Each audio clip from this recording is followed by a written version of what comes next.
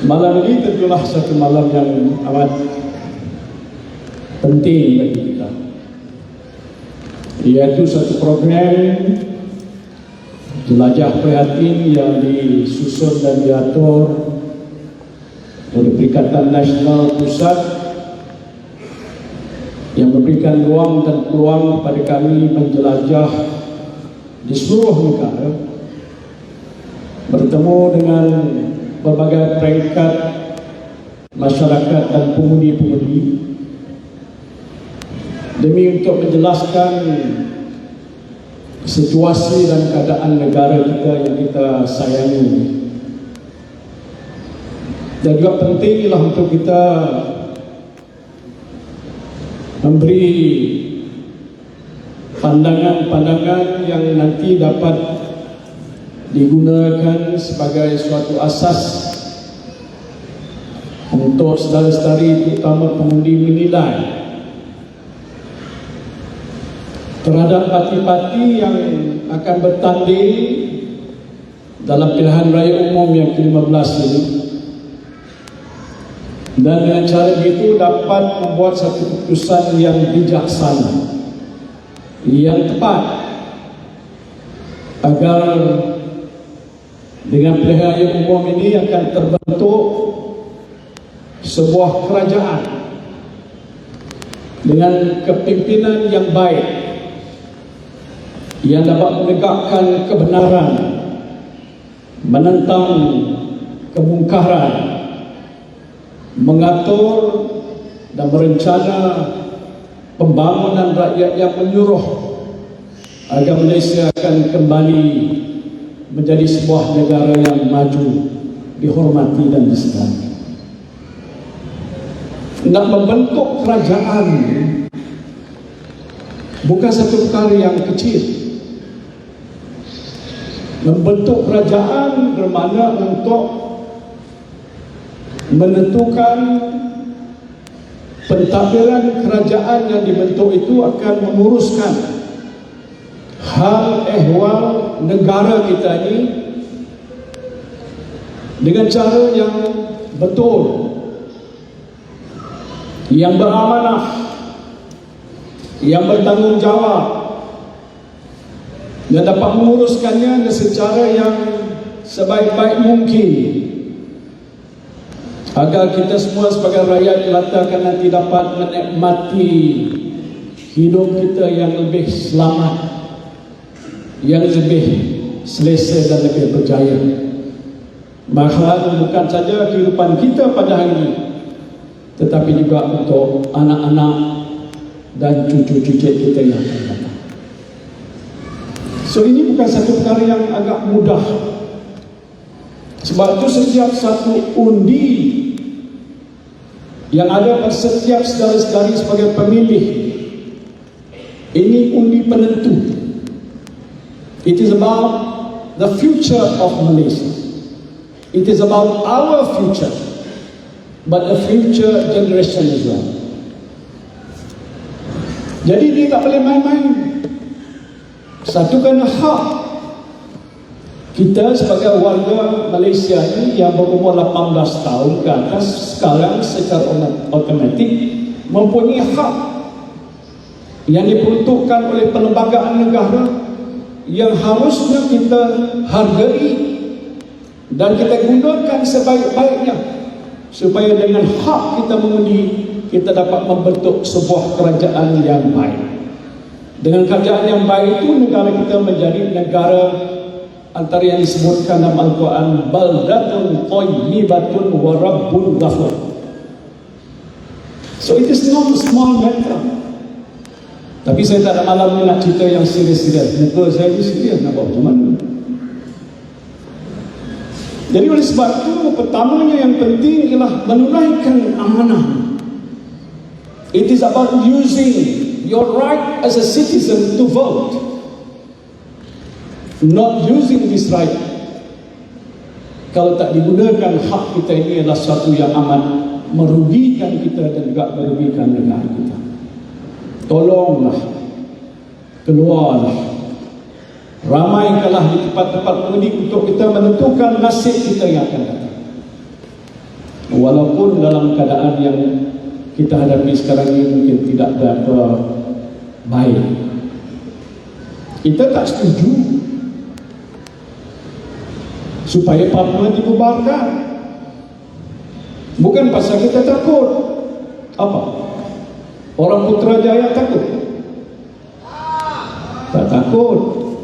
Kita tidak mau diadakan pilihan gaya karena pertamanya ialah soal rakyat kita yang hari ini hidup tertekan, susah, menghadapi banyak masalah.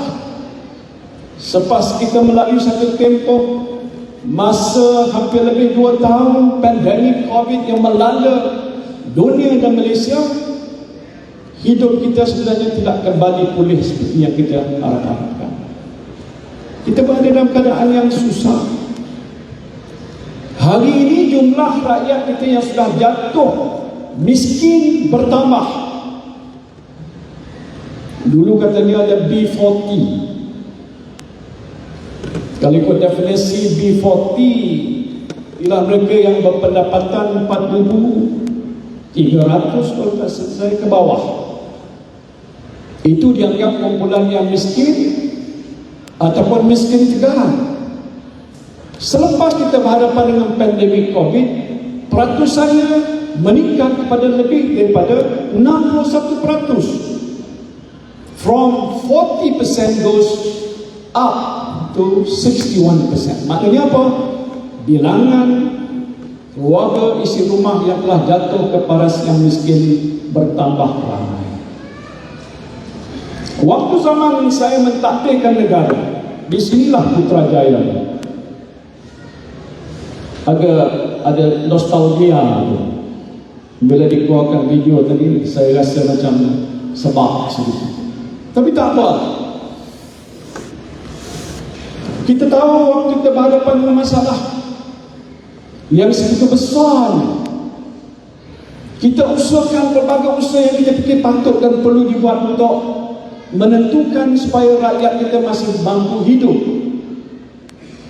keadaannya selamat dan sehat. Tapi yang tidak kurang penting menentukan supaya di atas meja kita, rakyat kita ada makanan yang terhidang. Jangan ada seorang pun rakyat Malaysia yang mati bukan hanya kerana COVID, tetapi mati kebuluran. Ada orang Putrajaya mati kebuluran, angkat tangan. Kalau dah mati takkan ada kat sini. Ya, kalau ada kat sini angkat tangan, serah juga kita. Itu penting. Jadi yang saya nak sebutkan sekarang ini, nak membentuk kerajaan yang baru selepas 19 bulan ini, bukan saya membentuk kerajaan sahaja, tapi kerajaan macam mana yang dia dibentuk? Memahami tentang masalah rakyat yang berhadapan dengan cengkaman hidup yang luar biasa. It is not about a normal situation. It is a very difficult situation. Jadi tentu kita nak mencari sebuah kerajaan yang berupaya, yang faham tentang nasib hidup rakyat, yang rasa bertanggungjawab untuk berbuat lebih daripada yang sewajarnya untuk membela nasib rakyat yang susah, yang papa, yang kedana, yang tak cukup pendapatan, yang hidup dalam keadaan miskin, yang tak ada pekerjaan.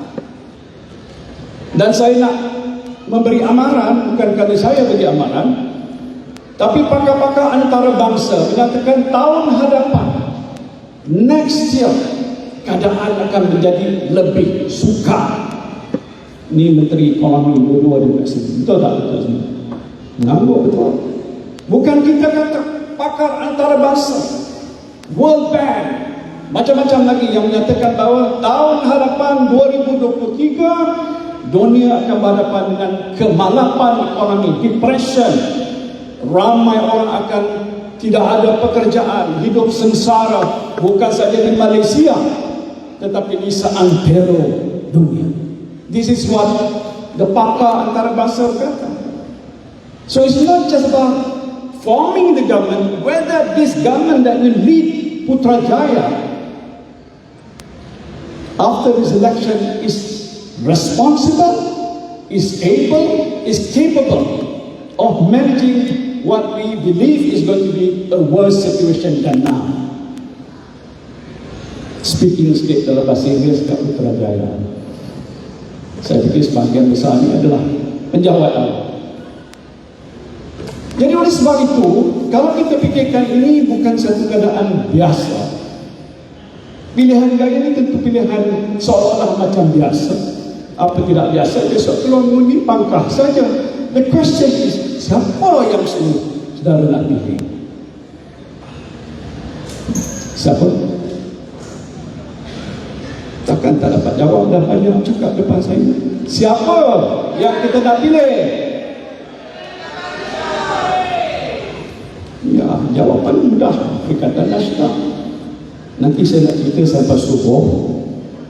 Kalau diizinkan, kita boleh salat jemaah kat sini sama-sama. Kalau boleh, tapi tak selama itulah saudara. Mungkin 15-20 minit. Nak menceritakan tu supaya termasuk dalam akal fikiran kita yang ada ini, bahawa kehadapan kita ini adalah satu penentuan. It is about determining our future, menentukan masa depan kita. Dan kalau kita pun sudah hidup hari ini agak, kalaupun tak kaya selesa, it is about our next generation, anak kita, cucu kita. Saya dah tua dah tuan-tuan, 75 tahun, nampak macam 45 tahun. Ada 8 cucu kan? 8 cucu. Kadang-kadang saya duduk memandang anak-anak cucu saya kata, apalah nasibnya tu. Aku tak apalah, boleh dah hidup, boleh makan. Anak cucu tak tentu lagi. Jadi oleh sebab itu, kita kena membuat satu keputusan yang bijaksana, yang bertanding parti-parti yang ada. Tadi dah sebut Perikatan Nasional, tak payah sebutlah, kita ada di sini. Barisan Nasional, siapa Barisan Nasional? Saya pernah duduk di situ. Kadang-kadang orang salah pandang saya, dipikir saya Barisan Nasional. Nah, nomor Barisan Nasional out. Kebetulan saya ditendang keluar, tak jauh dari sini, Putrajaya, Perbangunan Pejabat Perdana Menteri. Saya ditendang keluar, tapi saya duduk di sana lama, sampai ke tingkatan timbalan Presiden UMNO. Tak ada besar sangat, tapi boleh tahan juga, lebih baik dia ketua bahagian. Timbalan Presiden dan timbalan fungsi Barisan Nasional. Saya mengetui jentera pilihan gaya demi pilihan gaya demi pilihan gaya. Kok menang semua kata orang Kelantan? Menang saja. Ini ada tepuk tangan sikit. Waktu itu, waktu zaman yang lalu, saya tahu mula-mula okey, tak cuy. Mana kita ada dengar kes-kes kata rasuah-rasuah pada zaman-zaman dahulu? Ada sikit-sikit, ada juga agak curi sikit-sikit. Tetapi akhirnya selepas hampir 70 tahun, kalau tak silap saya, hampir mentakdirkan negara, banyak penyelewengan, salah guna kuasa, rasuah yang disebutkan oleh Badan International Transparency International, yang menilai sesebuah negara berdasarkan perlakuan-perlakuan salah guna kuasa dan rasuah, antara yang terburuk adalah Malaysia. Jangan tepuk tangan, malu. Kenapa jadi begitu? Kerana dah lama berkuasa, lupa tanggungjawab dan amanah. Bila menjadi pemimpin, ini memegang amanah Allah, dan kita tak boleh membuat sesuatu yang dianggap melanggar ataupun pecah amanah. Ini banyak ustaz, kalau dari segi hukum, Syekh, apa hukum? pecah amanah, tidak bertanggungjawab. Satu dosa besar. Saya bila mengangkat sumpah, tuan-tuan, di Istana Negara sebagai Perdana Menteri 1 bulan Mac 2020, masih ingat ini. Bermula dengan sumpah, wallahi wabillahi watallahi, saya Muhyiddin Muhammad Yassin, macam-macam sekali sumpah. Bermula dengan wallahi wabillahi watallahi. Ini berat. Ke bawah ni sebahagian besar pun bersumpah dengan nama Allah. Itu amanah, tak boleh pecah amanah. Sebab kita ni pemimpin. Kullukum ra'in wa kullukum mas'ulun an ra'iyatihi. Kita ni pemimpin. Dan setiap pemimpin nanti akan ditanya, dipersoalkan oleh Allah di yaumul qiyamah nanti. Apa yang kamu lakukan terhadap orang-orang yang kamu pimpin? What do you do with the people that you lead? Ke arah mana kau bawa ni? Ke arah siratan mustaqim yang lurus, ataupun ke arah yang terjerumus dalam kancah kejahatan, maksiat, dan hukumnya ialah neraka. Berat tu. Ini bukan hari Jumaat, nak khutbah Jumaat. Jadi sebab itu bagi saya, Barisan Nasional sudah gagal. It's total failure now. Yes, we recognize what they did before. Tak boleh kita nafikan. Putrajaya terbina ialah atas usaha dan istri pimpinan Barisan Nasional. Tuan Mahathir yang mencipta arkiteknya, yang mana betul kita recognize. Tetapi sehingga mutakhir ini, karena kuasa itu dah lama dipegang, a very long time, I think berapa 6 dasawarsa, 6 dekad, daripada zaman bila 1955 pilihan raya pertama sampai dia jatuh tumbang pada tahun 2018, berapa tahun yang lepas. Kenapa dia jatuh? Kita tahu apa yang telah berlaku. Di sinilah di Putrajaya.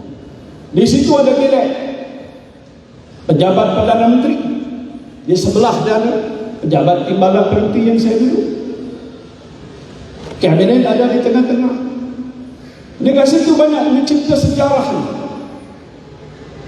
Tetapi kami sudah lama berkuasa, dia lupa. Power corrupts, absolute power dikatakan corrupt absolutely. Kuasa itu corrupt. Tapi kuasa yang itu penuh, lama, menjadikan dia korup sekorak-korak. Saya tegur Perdana Menteri. Saya jadi timbalan dia duduk sebelah kanan. Bincang dalam jemaah menteri macam-macam urusan negara. Tapi bila sampai ke satu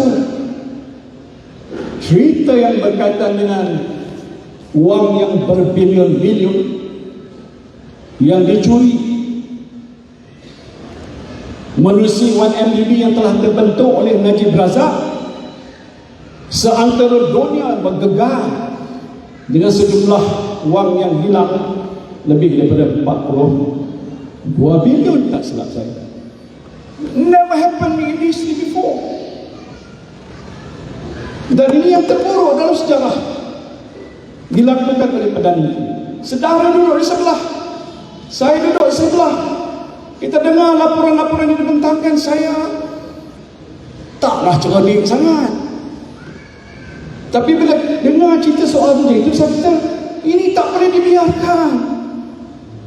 Mesti kita ambil satu tindakan tegur, kerana kemungkaran ini akan membawa bahaya, musibah pada negara. Sebenarnya itulah yang kita hadapi pada hari ini. Saya kata, Najib, this is not right. Very seriously is not right. Whatever you say, ada toke, raja, Arab bagi duit, cincin, rosmah masuk, warna pink dan sebagainya. It is not right, it is wrong. Dan waktu saya tegur itu, saya tak fikir soal jawatan. Tapi saya fikir soal kewajipan dan tanggungjawab saya sebagai seorang timbalan dalam kabinet untuk menegur Perdana Menteri. Saya tak katakan saya berani. Saya tak fikir sama ada dengan teguran itu menyebabkan saya terpaksa terpecat dan dipecat. Tapi kalau saya tak buat sebegitu, ini satu dosa pada saya. Disebutkan man ra'a minkum munkaran falyughayyirhu biyadihi fa in lam yastati fa bilisanihi fa in lam yastati fa biqalbihi wa hiya adhaful iman. Kalau kamu melihat sesuatu kemungkaran di hadapan mata kamu biyadihi, maka hendaklah kamu gunakan tangan kamu, tafsirnya adalah kuasa yang kamu ada untuk mencegahnya. Disebutkan lagi kalau itu tak boleh kamu lakukan, kamu gunakan lidah kamu, bilisani, dengan lidah kamu, maknanya menegur. Tapi kalau itu pun tak boleh buat, hanya dengan hati kamu, biqalbihi. Tapi kalau itulah kamu lakukan, wahya al-aful iman, itu bermakna selemah-lemah iman kamu. Tetapi tanggungjawab itu saya buat. Dia panggil saya kat sini juga, kat pejabat di satu hari, saya pergi. Dia tak tahu apa nak cakap depan saya. Pasal saya dah mula menceritakan hal-hal segini dalam parti, dalam kabinet, tapi masih terus berlaku. Maknanya dah tak boleh tahan. Dan waktu itu saya dah dengar angin-angin akan ada rombakan kabinet. Saya tak kisahlah apa-apa saya buat. Waktu itu saya timbalan Perdana Menteri dan Menteri Pendidikan. Pada Ketua lagi di tempat. Ya. Tetapi bila saya dijemput, dia tak tergaman nak cakap dengan saya. Tak penting dia berjalan sana, jalan sini, dekat tengah-tengah set apa ni, lounge dia. Habis saya tanya, you panggil saya, kenapa? Ada apa-apa ke? Ada. Cakaplah apa dia. Dia tak boleh cakap. Perdana Menteri dengan saya timbangan, tidak cakap, tak tercakap buka mulut dia. Beritahulah saya about kabinet. Ya. Ini apa dia? Nak rombak? Ya. Habis nak buat apa? Minta dah saya duduk dalam kabinet. Perdana Menteri tak berani cakap dengan saya. Tetapi dia kata okey. Pasal apa? Pasal saya disebutkan menyebut hal-hal berkaitan dengan 1MDB. Yang saya cakap tu terbukti bagaimana yang telah kita lihat hari ini di mahkamah. I don't bluff. Sampai dia sudah dipenjara kan, 210 juta denda, 12 tahun penjara. SRC saya tak bergembira, kesian juga. Tapi itulah bahana, kerana tidak ikut undang-undang, tak beramanah.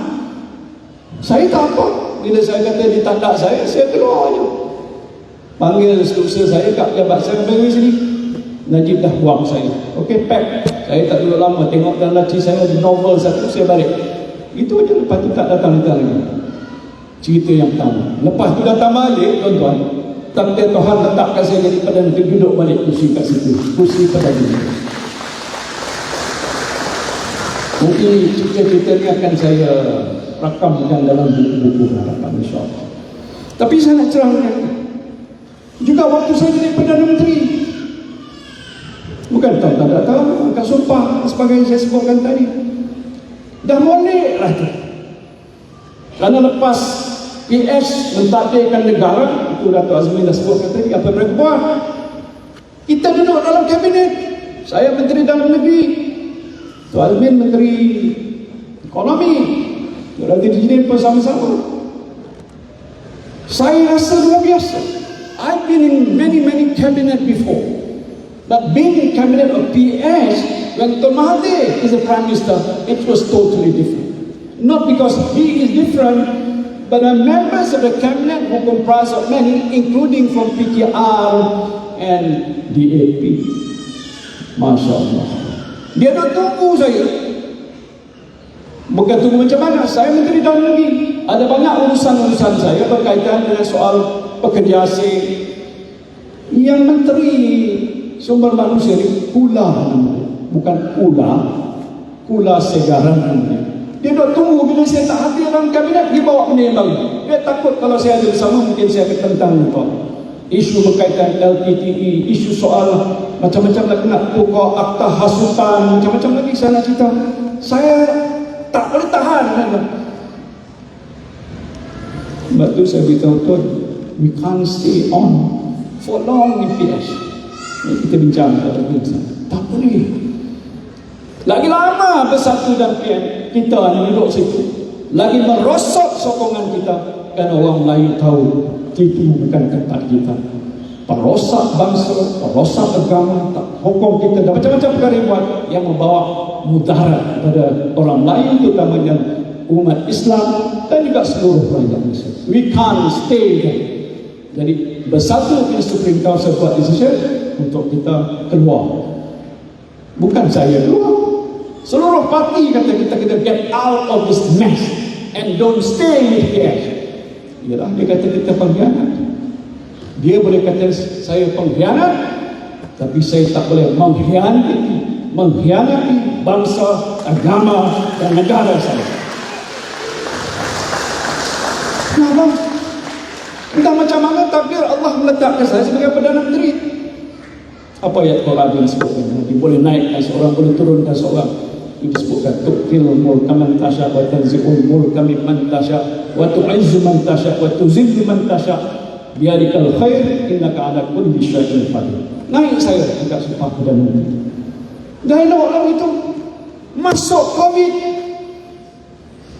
Siapa tahu Covid? Tak pernah dengar apa binatang Covid ni. Virus Covid kan? Tak tahu. Tak ada pemimpin dunia yang mahir dan pakar. Tidak ada pakar kedoktoran di peringkat antara saya tahu bagaimana nak meneruskan. I face that problem. Tapi bukan nak memuji diri sendiri, tapi ini usaha besar. Dan saya nak rekod di sini ucapan setinggi-tinggi terima kasih kepada seluruh anggota pentadbiran kerajaan, pejabat awam. Bukan kerana saya datang ke Putrajaya, tapi itu yang tak boleh saya lupakan. Zaman susah, kami duduk bersama-sama setiap hari, malam siang. Tahu tak saudara? Saudara boleh duduk rumah tidur. Perdana Menteri dan kabinet waktu itu kita ada mesyuarat, mula-mula mesyuarat fizikal. Tapi ada seorang menteri kita kena Covid, seluruh kita kena quarantine, ingat tak? 14 hari waktu itu duduk rehat kat rumah, tapi mesyuarat kena jalan pakai Zoom. Pertama kali saya dengar ada Zoom. Saya ini bukan mahir sangat tentang teknologi maklumat dan sebagainya, tapi Zoom. Pasal apa tak boleh bersemuka, mesti buat secara maya. Bermesyuarat pagi, petang, malam kita bermesyuarat nak menangani masalah yang luar biasa, unprecedented. Saya tak tahu berapa kali mesyuarat. Yang paling banyak saya diberitahu di banyak negara Perdana Menteri tak mengusirkan mesyuarat. Di Malaysia Perdana Menteri dan kita sebagai jemaah menteri bersidang hampir setiap hari dan malam. Tepuklah tangan. Pasal ucapan saya juga agak serius pada malam ini. Tapi tak apa nak jelaskan. Pasal saya tahu di Putrajaya, it is a center of administration. Yang hadir di sini saya fikir sebahagian besar pejabat awam. Terima kasih kerana pakai baju biru. Mana dah okey lah tu? Okey kan? Tapi nak jelaskan satu contribution, the frontliners. Siapa the frontliners? Daripada Kementerian Kesihatan, polis, tentera, tak tahu berapa tenaga manusia yang kita kerah, sekolah, every single one of them, and they are the civil servant. Kita tabik spring pada penjawatan. Sebab itu kita dapat menyelesaikan dalam keadaan krisis. Balancing life and livelihood yang Dr. Radhi sebutkan is the most difficult. Ni Menteri Ekonomi, sebelah saya tu adalah Menteri Kesihatan. Bukan dia bergaduh. Menteri Kesihatan kata tak boleh buka lagi pasal Covid masih banyak, Selangor masih banyak, wilayah masih banyak, Johor keseluruhannya merah dalam kita punya plan merah tuan-tuan, merah. Belum kuning, belum hijau. Datuk Azmin kata kalau tutup, kita menjadi sebahagian dari global supply chain. Banyak multinasional selain syarikat-syarikat tempatan kita bergantung pada ekspor. Kalau berhenti, hasil tak ada. Nanti kita akan dinyahkan daripada senarai pembekal-pembekal chip yang terbesar di dunia. Nilainya berpuluh bilion. Jadi antara Datuk Azmin dengan siapa?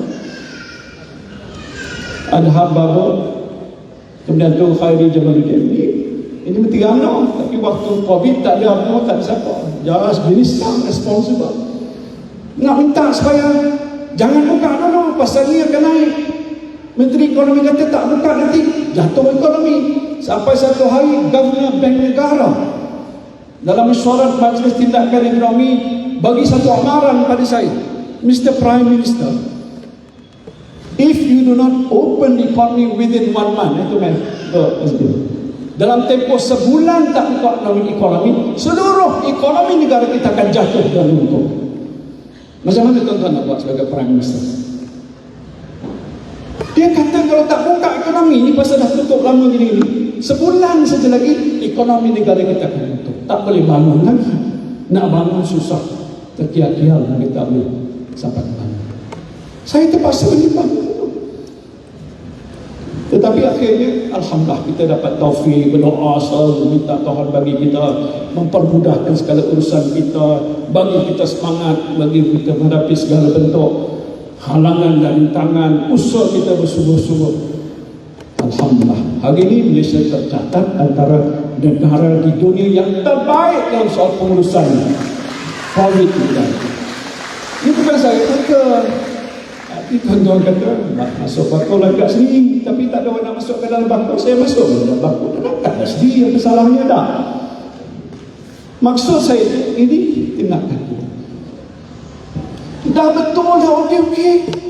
UMNO Barisan Nasional buat hal tadi cerita ni.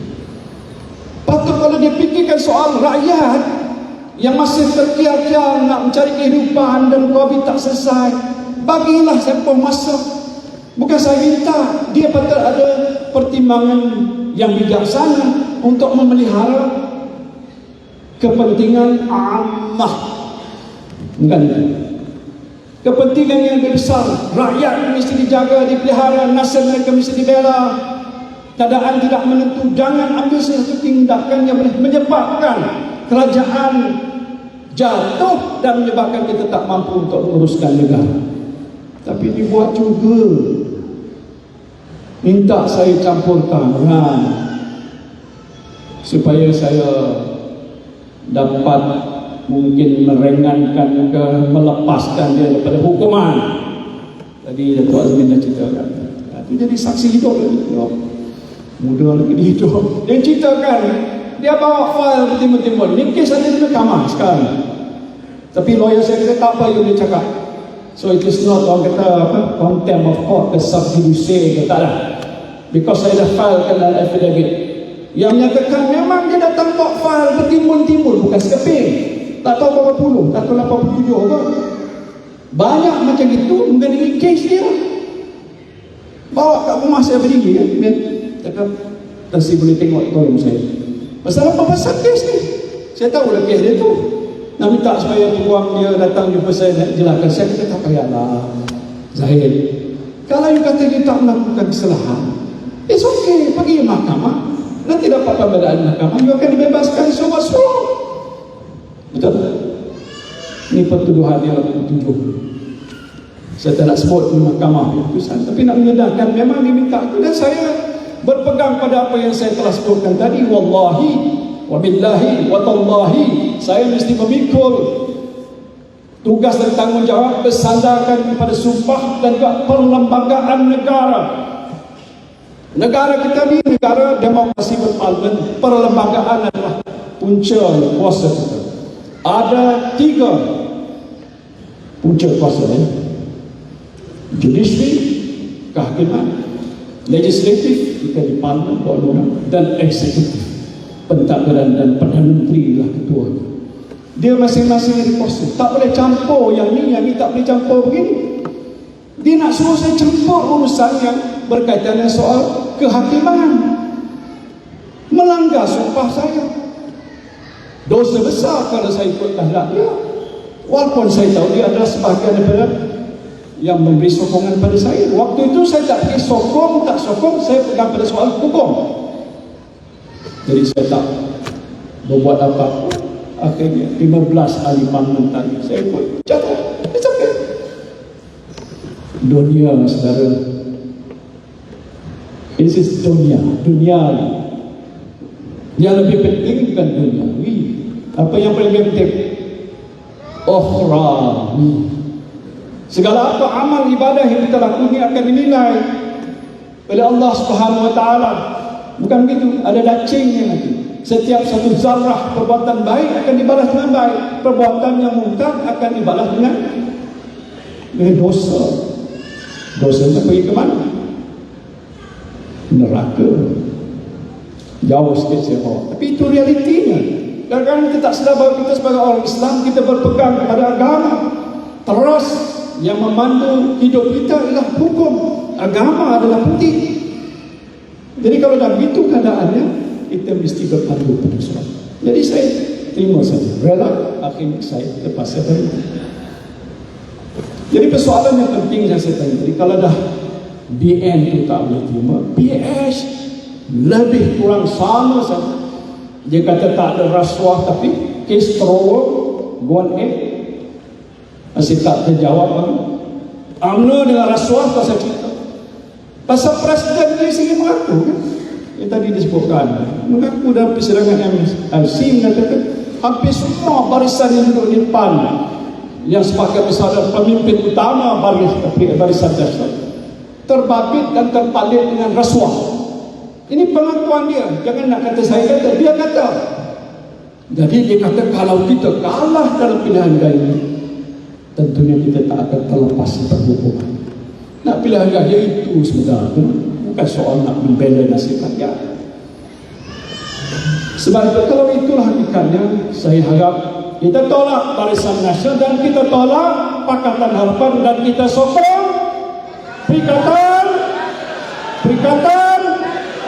Perikatan itu jawab. Jadi saya kata, oh tasik suruh tolak PN. Lepas tu nak suruh tolak PS. PN ni apa dia? Lagi 1 jam nak cerita. Tak adalah selama itu. Tapi nak ceritakan supaya kita jelas dan faham. What do we stand for?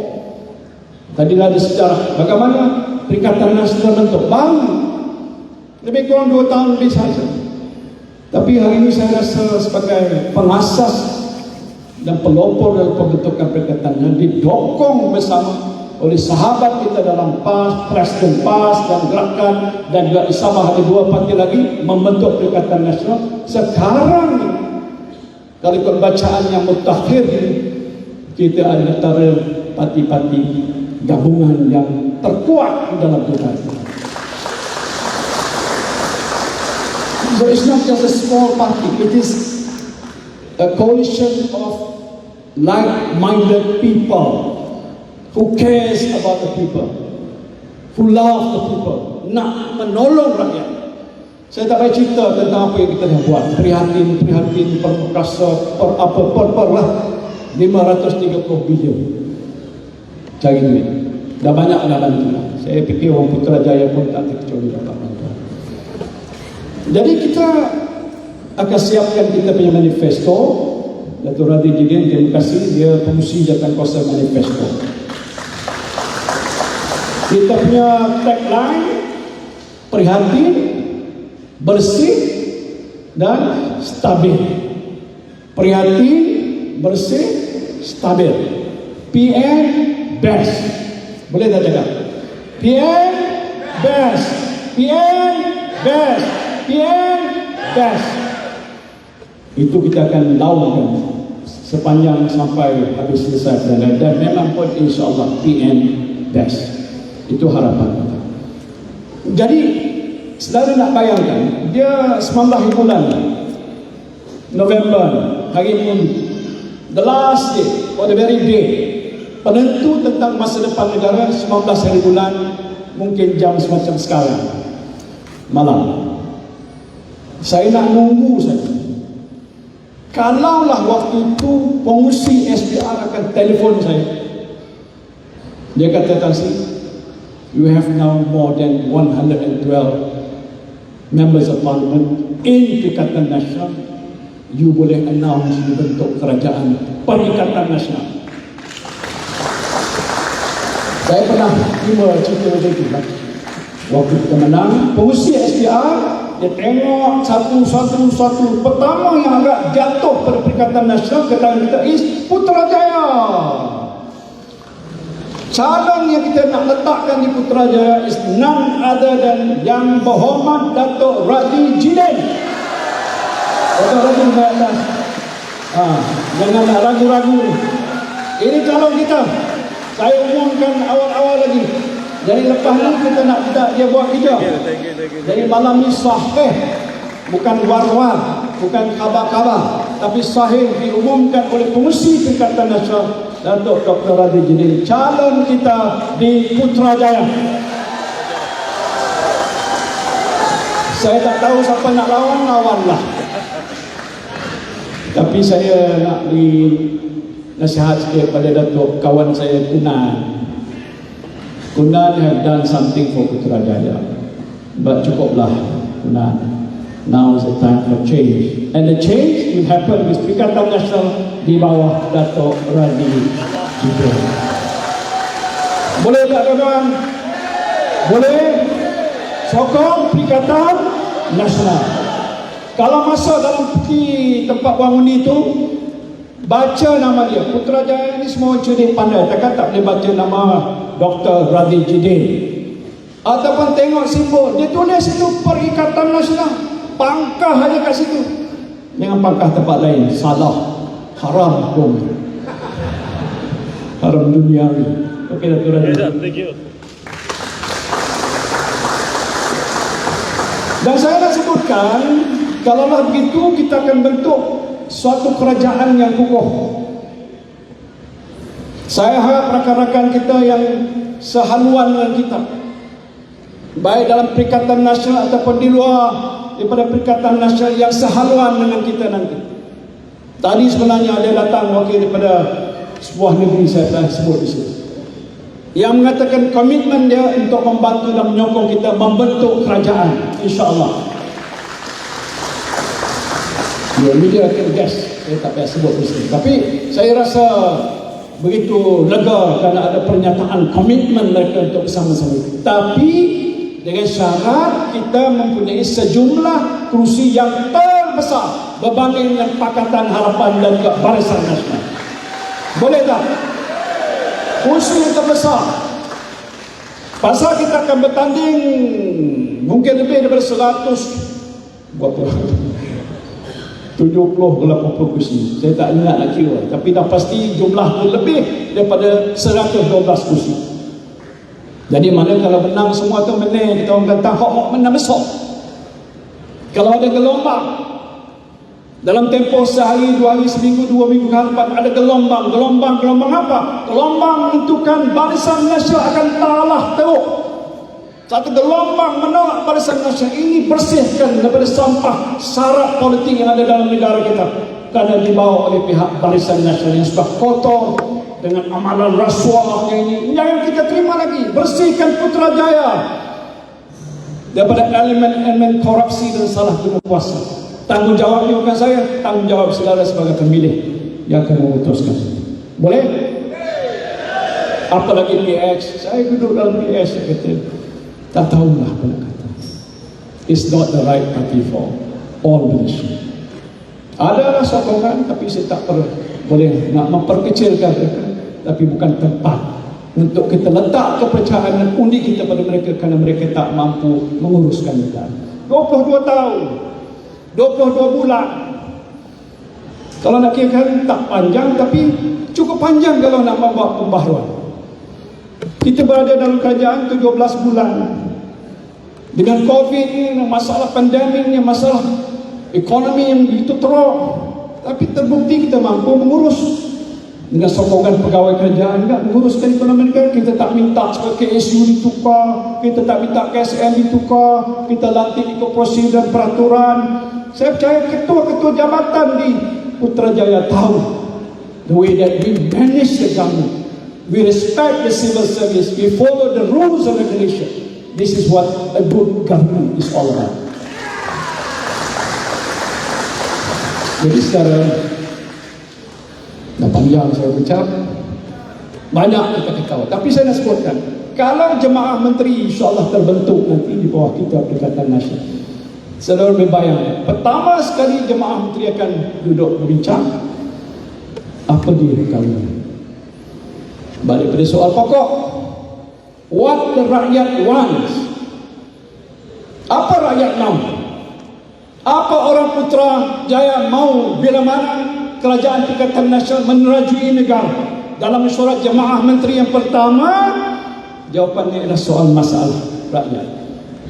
About the poor, about those people who has not enough money to spend for their family, about the food on the table, about job opportunities for the young, about education, about their health. Ini perkara-perkara yang mesti diutamakan. Kerana dalam kaji selidik kami, perkara yang tersenarai nombor satu yang menjadi perhatian rakyat is about dia punya bread and butter. Dalam bahasa Inggerisnya bread and butter, roti dan mentega.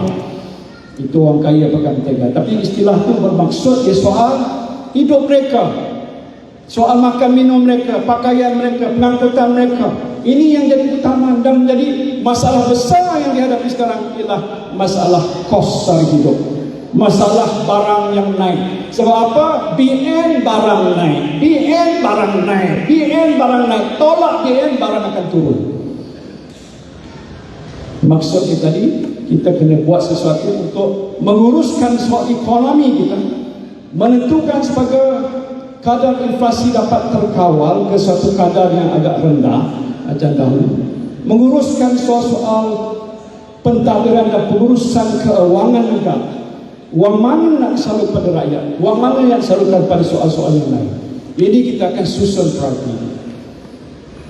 Ada orang tanya pada saya, Tan Sri, bila PN ni menang besok, adakah PN akan melaksanakan bajet 2023? Saya nak jawab, iya. Tak tepuk tangan. Kita akan melaksanakan apa yang telah pun tersenarai dalam bajet 2023 yang telah dibentangkan tapi belum diluluskan. Kalau kita menjadi sebahagian pada kerajaan yang ada, bukan? Kita terima itu. Antara yang disyorkan di situ ialah untuk memberikan bantuan khas ataupun allowance khas kepada penjawat-penjawat awam sebanyak RM2,500. Kita akan tunaikan. Saya nak sebutkan sini, don't worry, kita akan laksana dan tunaikan. Malahan kalau kita dapati antara lainnya tidak sempurna dalam belanjawan ini dan kita ada lagi dana yang boleh kita gunakan, kita akan perbaiki bajet yang ada yang telah dibentangkan itu. Bajet itu hari itu dibentang je. Dia nak tawar matahari dan bulan, nasib baik dia tak buat begitu. Yang itu saya tak boleh janji. Tapi kalau dianggap itu adalah yang terbaik yang boleh disediakan dalam tempoh keadaan sekarang, kita sebagai Perikatan Nasional, bukan saya buat itu. Macam juga waktu kita menghadapi masalah COVID, kami tak ada manifesto. Pakatan Harapan dan manifesto, atau kata manifesto bukan apa, Quran ke apa. Boleh ubah, boleh tak payah buat. Kita masuk tak ada manifesto, tapi tanpa manifesto kita buat yang terbaik untuk negara. Apalagi kalau ada manifesto. Saya nak minta Dr. Radin masuk sikit dalam manifesto, tambah sikit aja lagi. Bagaimana yang kita buat di banyak-banyak negeri, pasal orang tak yakin manifesto yang buat. Kita bentuk satu jawatan kuasa tertinggi daripada pakar-pakar yang lain yang boleh mengaudit apa yang kita buat setiap tahun. Boleh tak kerajaan mana-mana buat macam itu? Komitmen kita. Kalau kita kata kita akan bina 500 rumah kos mampu milik setahun ataupun dalam tempoh 5 tahun, ikut keadaan, kita nak pastikan yang kita janji itu mesti dilaksanakan. Dan ini tak boleh dilaksanakan tanpa ada kerjasama pegawai dan penjawat awam. Betul? Tapi nak menentukan hal sebegitu, bukan kata okey kami nak buat, lepas tu tak buat. Saya tahu dalam Barisan Nasional banyak janji nak buat 1 juta rumah, kalau saya tak silap, tapi tak sampai tahun 200-300 ribu dia dilaksanakan.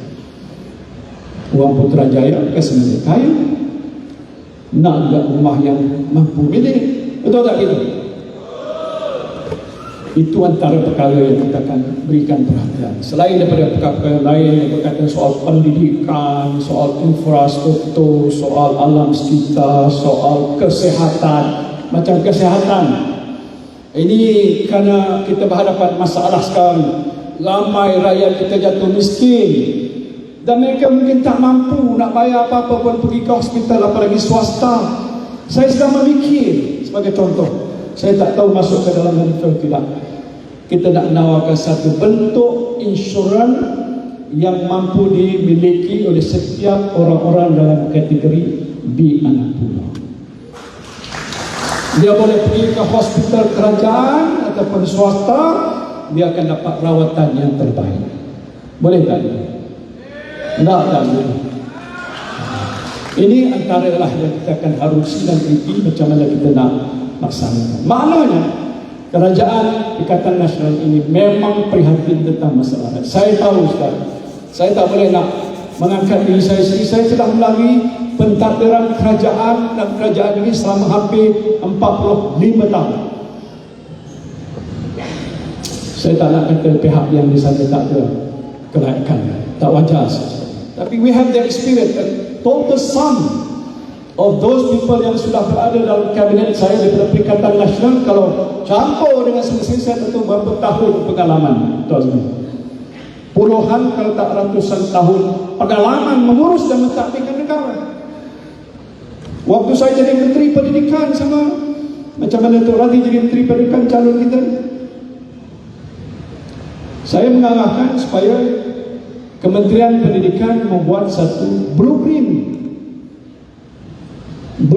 on education yang tamat 2025 kalau tak salah, masih lagi dilaksanakan. Apa tujuannya? Supaya dalam tempoh beberapa tahun ke depan, tahap dan taraf pencapaian anak-anak murid kita ni bertaraf antara bangsa, baik dalam TIMS ke PISA ke apa semua, dia diukur berdasarkan taraf antara bangsa. Kualiti pendidikan kita akan bertambah lebih baik. Kita bincang soal itu, nak berikan peranti kepada setengah-setengah pengurus sekolah dan sebagainya. Itu antara perkara kita bincangkan. Dan mungkin kita nak fikirkan apa yang boleh kita buat untuk membantu anak-anak kita daripada kawasan-kawasan luar bandar yang ibu bapa mereka daripada yang miskin, tak mampu nak beli tablet dan sebagainya. Jadi antara perkara yang boleh kita lihat secara lebih mendalam supaya tahap pencapaian anak-anak kita dalam bidang pendidikan jauh lebih maju dalam tempoh yang ke hadapan. So, I think I should stop here. Otherwise I will speak until the early morning. Tapi maksud saya tidak lain bukan merayu ini untuk masa depan kita, ya. It is about our future.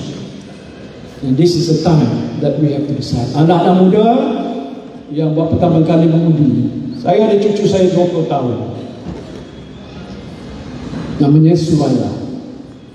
Sekarang sudah ada di luar negara belajar ambil business management. Jadi dalam chat group family saya, kita beritahulah tentang soal penilaian. Dari Suraya, don't forget, you must register so that you can vote.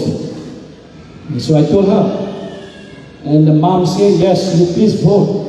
Don't vote for the party that don't support your tok ayah. Jangan sokong parti yang tak sokong tok ayah. Jadi dia pun tak tahu what do you mean by that.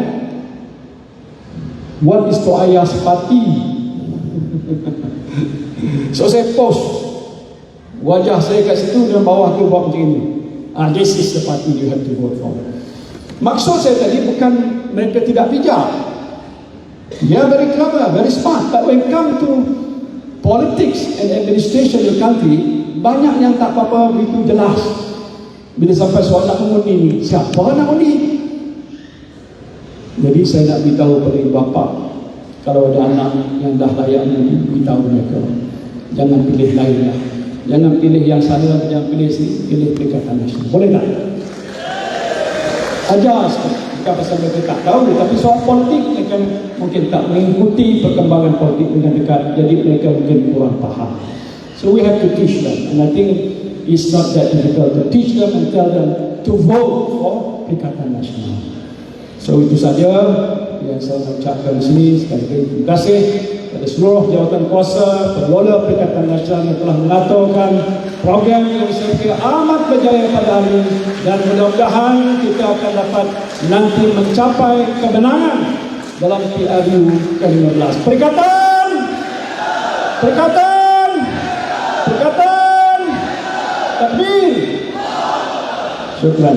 Assalamualaikum warahmatullahi wabarakatuh.